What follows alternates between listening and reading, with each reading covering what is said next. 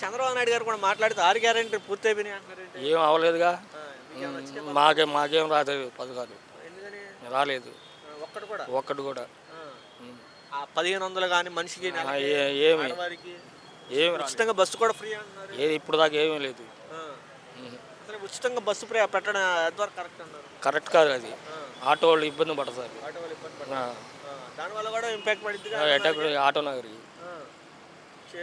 అవును. పనులు చేయించుకుంటానికి మొత్తానికి ఇది అయింది.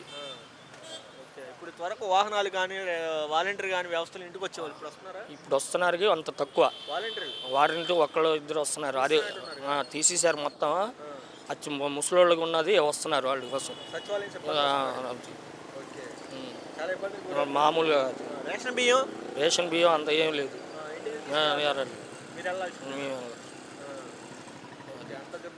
మొత్తం అది ఇప్పుడు మరి చూస్తున్నారు జగన్ అనే భూతాన్ని భూస్థాపితం చేస్తానంటున్నాడు చంద్రబాబు నాయుడు గారు. అలా ఇంకా ఏం అవ్వదు. ఈసారి జగన్ అన్నే వస్తాడు.